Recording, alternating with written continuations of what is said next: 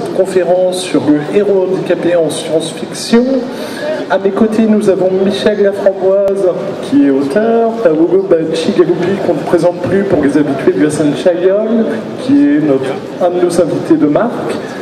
Laurence Suner, qui est auteur d'une grande trilogie qui s'appelle Quantica, si je ne me trompe pas. Et enfin, tout au bout, Clément Pélissier, qui est universitaire, qui a produit plusieurs papiers sur la représentation du handicap dans les comics américains. Je me trompe pas? Hop, ça fonctionne. C'est bon? C'est bon? Ouais, c'est ça. Ma première question, très bête et très méchante et qui concerne nos auteurs, vous avez tous plus ou moins amené un personnage handicapé dans vos œuvres. Est-ce que vous pouvez en parler et brièvement parler pour que le public resitue et accessoirement puisse connaître ces héros handicapés? Oui.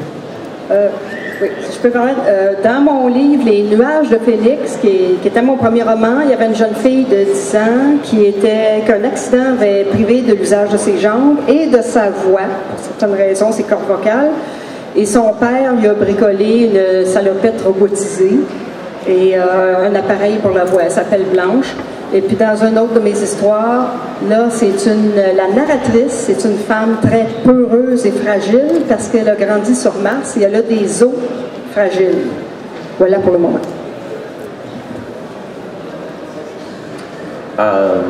Yeah, this actually shows up in a bunch of my different stories, and the more I thought about it, the more I noticed that these sorts of things would show up. But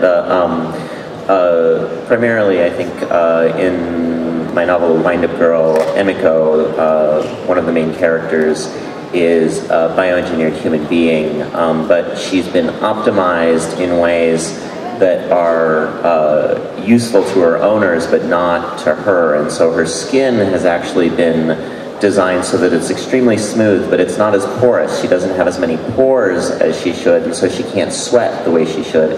And so she can't cool down the way she should be able to. And so she's been optimized for one set of environments, which are climate-controlled and contained environments, and she's been abandoned in Bangkok.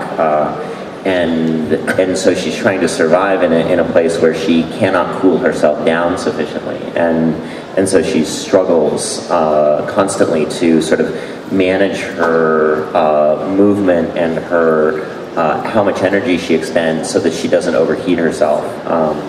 So that's one character. The other character that strongly shows up with this is my character Malia in the Drowned Cities, and she's been attacked by a militia, and they've chopped off one of her hands. And in the opening scenes of the story, we already see that she has had run-ins with the militia. She's lost a hand. She's barely survived, and she's trying to survive out in the jungle without getting caught again by them. Bonjour. Alors, en fait, dans ma trilogie Quantica, j'ai le personnage principal qui s'appelle Ambre Pasquier, qui a vécu un traumatisme étant enfant et qui n'a plus aucun souvenir en fait de son adolescence, enfin jusqu'à ses 14 ans à peu près, et qui a dû imaginer en fait un passé qu'elle n'a pas vécu, et qui, du fait de ce traumatisme dont elle ignore totalement l'origine, est complètement détruite émotionnellement, c'est-à-dire qu'elle fonctionne plus du tout selon les émotions. Et c'est quelqu'un qui est devenu extrêmement intellectuel et qui compense en fait son manque d'émotion par un aspect intellectuel très poussé, même trop poussé, en fait une intelligence différente, mais très rationnelle, trop rationnelle. Et d'autre part, en fait, dans ma trilogie également, le pendant, en fait, c'est-à-dire que j'ai une civilisation qui a subi un traumatisme et qui a perdu ce qu'on appellerait une mémoire génétique, c'est-à-dire qu'ils ne savent plus qui ils sont. Et c'était une civilisation entière, en fait, qui avait un pouvoir d'empathie très profond et un pouvoir d'entrer en cohésion planétaire, c'est-à-dire de créer une nosphère planétaire, c'est-à-dire au lieu d'être des individus séparés, ils pouvaient en même temps fusionner en une entité, en une nosphère planétaire qui régissait leur environnement et aussi qui préservait la totalité de leur espèce. Et à cause d'un quelque chose qui s'est produit, en fait, qui est en relation avec ce qui s'est produit avec cette héroïne qui a perdu sa mémoire, puisque les deux thèmes évidemment sont reliés, en fait, voilà, ils ne savent plus qui ils sont, ils ont perdu la mémoire, et surtout ils avaient une possibilité de communier par un biais émotionnel qu'ils ont dû remplacer. En fait, ils ont compensé et handicap en créant l'écriture, ce qu'ils n'avaient pas au départ. Donc pour eux, ils ont vécu une évolution différente de la nôtre. On a passé à l'écriture, etc. C'était quelque chose d'important. Et eux, ils n'ont jamais créé l'écriture. Ils ont dû créer l'écriture pour pouvoir préserver leur mémoire déficiente. Voilà.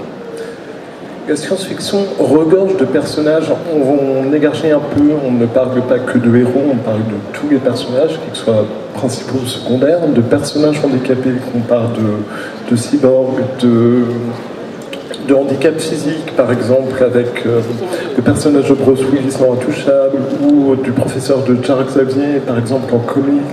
Certains personnages, comme Batman, qui, pendant un moment, subit un accident et devient paralytique. Quel est l'intérêt dans vos fictions, mais dans la science-fiction, d'avoir des personnages handicapés? On va commencer par toi, Clément, sur la BD, par exemple. D'accord. Je dirais qu'en fait, le handicap, ça permet d'être mis en face de ses propres limites, les limites du corps, les limites de l'esprit. Et pour ce qui est des super-héros, je pense qu'il faut distinguer le point faible du handicap. Le handicap n'est pas forcément un point faible, et c'est vrai partout, chez les super-héros ou pas d'ailleurs. C'est surtout une manière de surcompenser quelque chose. Le point faible est ce qui va mettre le super-héros, la plupart du temps, en danger de mort. C'est pour ça que la kryptonite est le point faible de Superman. C'est ce qui va lui faire perdre ses pouvoirs et le tuer si l'exposition est trop prolongée. En revanche, le handicap, c'est souvent, en particulier chez Marvel, qui est très sensible à ce genre de questions, c'est souvent l'occasion de dépasser sa propre condition et de faire de ce handicap la base même du pouvoir. C'est le cas par exemple pour Daredevil, qui est un très bon exemple de ça. Son pouvoir vient du fait qu'il est devenu aveugle, précisément. Michel, en parlant de Daredevil, dans un épisode, il rencontre une jeune fille sourde qui, elle aussi, a très bien compensé son handicap par une mémoire visuelle extraordinaire. Elle peut imiter tout ce qu'elle voit. Pour citer un auteur j'aime bien Louis McMaster-Bugeaud, vous connaissez tous Smile, Vorkosigan, mais on a aussi des handicaps culturels dans Ethan of Athos. Ethan d'Athos, le personnage vit dans une société entièrement de planète d'hommes. Ils s'organisent entre eux, ils ont des couveuses automatiques pour la reproduction, puis à un moment donné, il doit quitter son monde pour aller chercher d'autres ovules, parce qu'ils ont quand même besoin d'ovules, et il arrive, il est complètement largué dans ce monde, et il doit rechercher, et puis en plus, pire encore, il faut qu'il demande l'aide d'une femme. Voilà. I think that a lot of times you actually do see this idea, and writers use it a lot, where with some great power, there's going to almost always be a balancing weakness or vulnerability of some kind, and disability is often used in that way to sort of balance out the immense power. And it's interesting that you mentioned also, Clement, that sometimes the cause of the loss of one thing is immediately replaced by something else more powerful, and those are. I think that there's some sort of odd. I think it's almost maybe a cultural demand that we say that with this great power there must come a cost. You can't get too high and mighty. We will always make you pay for it somehow, and that it's almost weirdly, I don't know, Christian, and it's sort of lashing one from, punishing you for having something wonderful, and it's I see that a lot actually in fiction. Oui, c'est un peu ce qui ressort aussi, c'est-à-dire dans mes romans, j'avais envie que les personnages doivent surtout se réinventer différemment. C'est-à-dire que imaginer comment fonctionner en ayant perdu une capacité et la remplacer par une autre capacité différente. Donc ça a une évolution. Bon, dans le cas de mon personnage principal, au début c'est un désavantage, c'est-à-dire qu'elle n'arrive pas à gérer pendant très longtemps. C'est-à-dire que ça devient vraiment quelque chose de très destructeur. Et finalement elle passe par cette civilisation, en comprenant cette civilisation, et elle se réinvente elle-même différemment. C'est-à-dire qu'à ce moment-là, elle surpasse son handicap. Mais dans le cas de ce personnage, elle met beaucoup de temps à surpasser en fait, son handicap.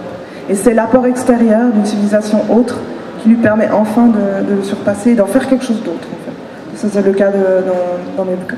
Est-ce qu'il y a une volonté, par exemple, pour toi, Laurence, mais aussi Michel et Pago, de déconstruire certains clichés sur le handicap, de vouloir briser un peu certains présupposés sur le handicap en écrivant ou en développant son personnage, justement? En fait, je sais pas, mais en fait, c'était très bizarre dans mon cas, c'est qu'en fait, j'ai imaginé des personnages qui ont vraiment des handicaps, on va dire, psychologiques ou bien émotionnels, sans trop savoir ce que c'était, en fait. Et ensuite, j'ai vécu le même genre j'ai eu un problème au cerveau, et j'ai dû moi-même être confrontée à ça, et réapprendre différemment, par exemple, à écrire ou des choses comme ça. Et donc, je ne sais pas si je peux vraiment en parler avant, puisque c'était un hasard, on va dire, ou alors il n'y a pas de hasard. Mais en même temps, c'est quand même paradoxal, en fait, d'avoir parlé de quelque chose, et en fait de le vivre droit derrière. En fait. Donc c'est assez... je ne sais pas exactement si c'était pour aller au-delà, pour surpasser cette idée, je sais pas exactement, en fait.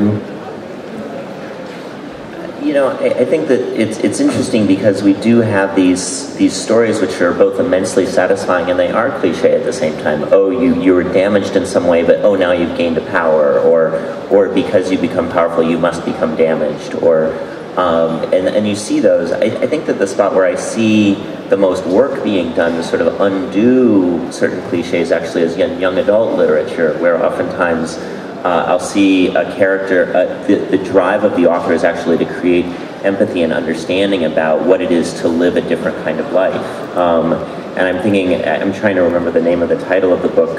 In the United States, a few years ago, it was about an autistic girl and about how she saw the world. And it was an opportunity as a reader to simply live in the life of another person, and that was interesting because it wasn't about superpowers, it wasn't about anything except for just being a person living a life that's different from one that many other people might experience.